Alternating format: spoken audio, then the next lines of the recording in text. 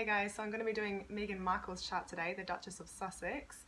I think she might even be called Rachel Meghan Markle, but that's another story. Anyway, she has a really interesting chart, so let's just get into it. So she's got a Cancer rising. Cancer risings can come across as maternal and gentle and empathetic to those around them. And with this Cancer rising, it does also make her quite sensitive to her environment.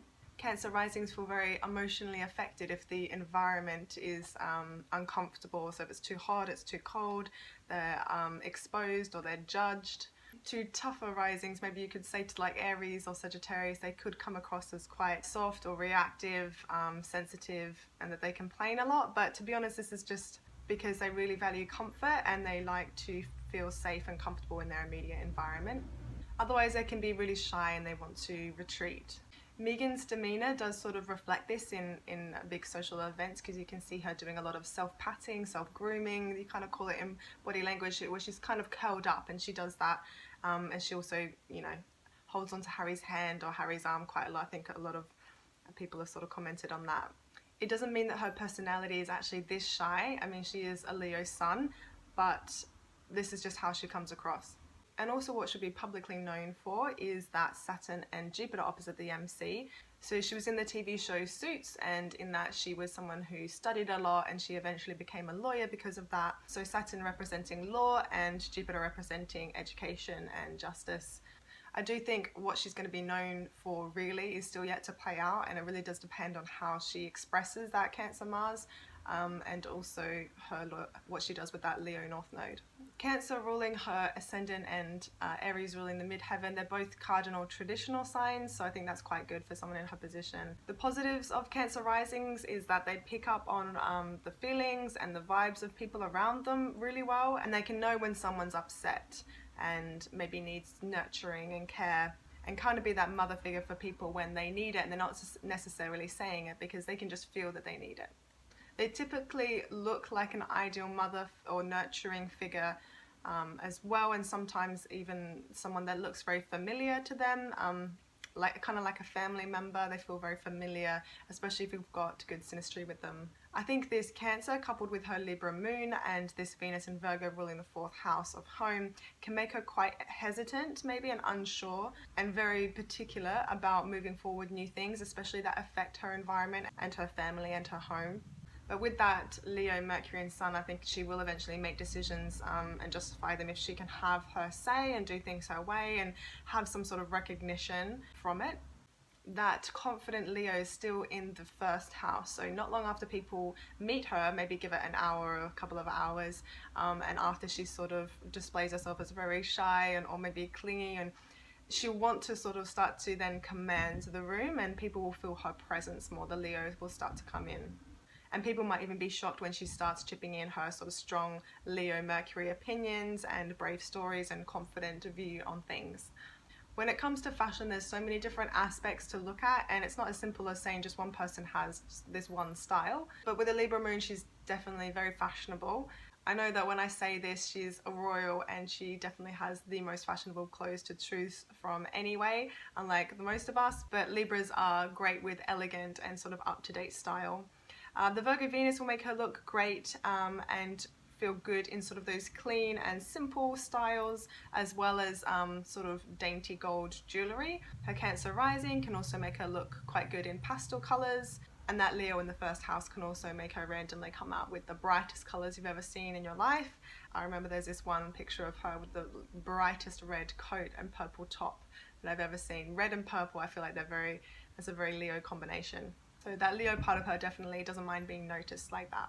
So let's get a little bit more into that Leo. So she definitely is really made for and identifies with being like an actress or a princess, or really anything that is in position of authority and leadership. Leo also rules royalty, so she can lead people with her voice as well, Mercury also being in Leo, so people will listen. There's also a lovely sextile to Saturn from the Mercury as well, which is authority and maturity and gaining respect with how she talks and how she speaks. So all of this Leo, the Mercury, the Sun next to a Leo North Node in the 1st house as well, it really says that these are going to be qualities that are going to enhance and give great purpose and value to her life. Everything that's in the 1st house is what she's discovering about herself. So the more she looks into expressing the positives of the Leo characteristics, the more she's going to get out of her life and she'll feel fulfilled. So a positive Leo is very warm, generous, big-hearted, affectionate, confident, dignified, and protective.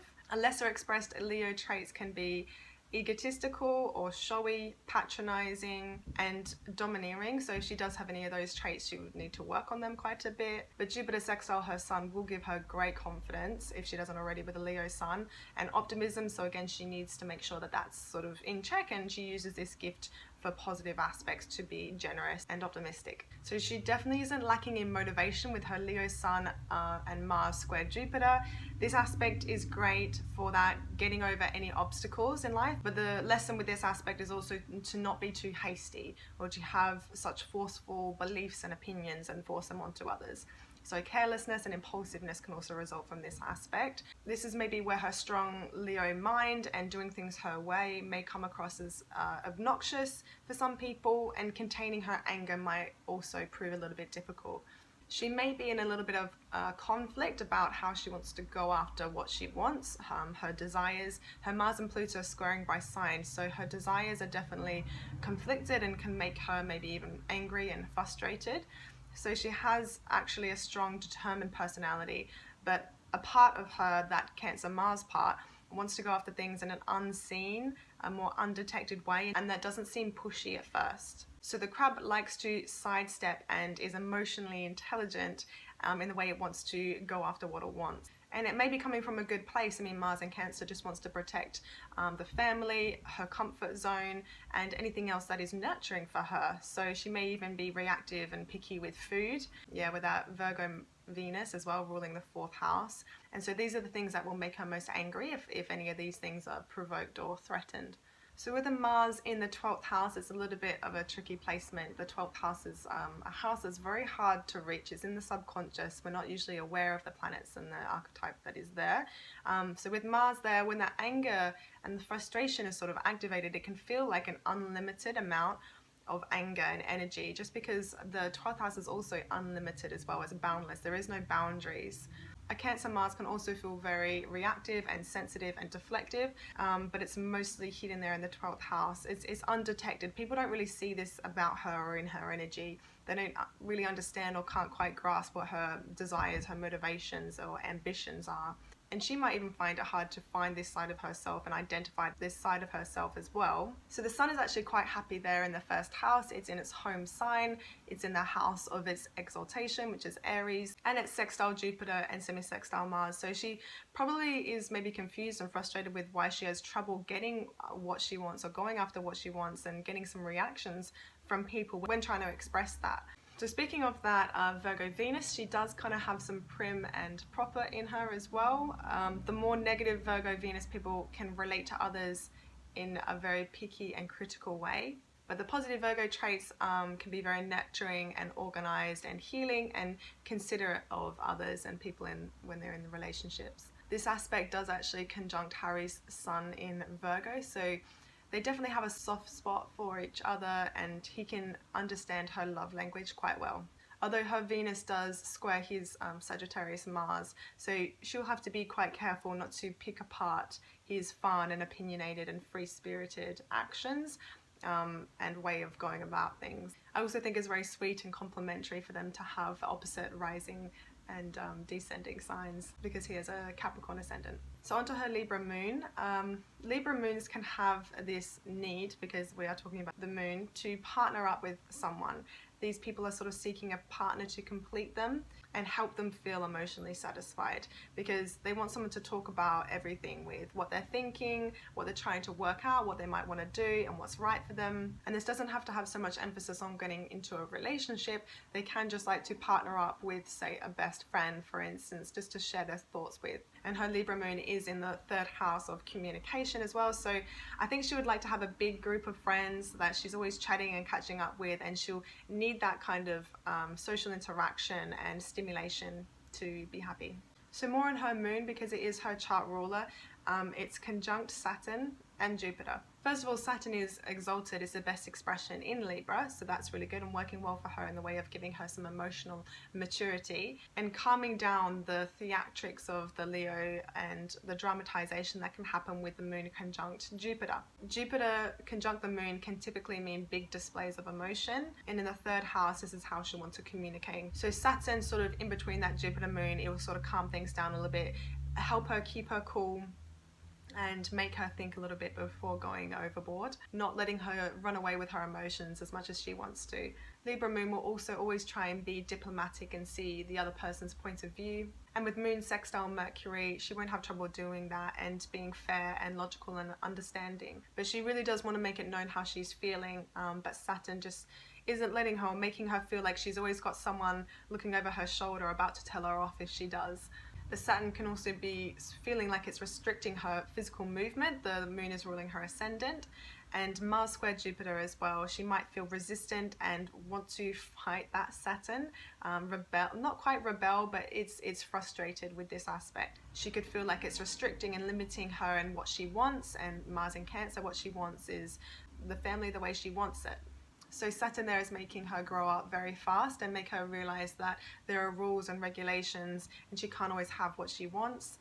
And Saturn can also represent the monarchy because Saturn rules social order, conformity, tradition, authority, institutions. So back to that North Node in Leo, she's meant to do things her way and show the world how it's done, basically. How to shine and be confident and empowered in our lives despite restrictions and limitations.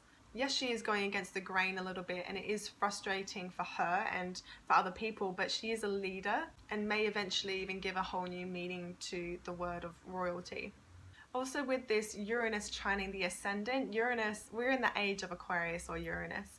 So the fact that she's sort of leading the way in non-conformity and doing things a new way, she's a leader, Leo, in this way. And this is also why we maybe see her as a little bit of a rebel with the Uranus trining the Ascendant. She wants to do things her way and in a new way that hasn't been done before, that's unrestrictive, that's not limited, that's refreshing, and maybe even a better way to do things. And the Uranus and the Neptune there in the 5th house, 2 planets, it can mean that she eventually does have 2 children. And just on a little random side note, what she does for fun and her leisure time is definitely hidden. We do not know and never see what that is because the ruler of the 5th house is Pluto and it's in the 4th house. I think she's actually quite private in what she wants to do on her downtime because there's so much going on in her 1st house. And she's so out in the public and likes to be social that when she's wanting to relax and maybe just have a quiet dinner, she wants to be very private. So I hope you enjoyed this video, and I'm sorry that I didn't get time to go on to the outer planets. I have to try and keep these videos a little bit shorter. But leave a like, a comment, and I'll see you soon.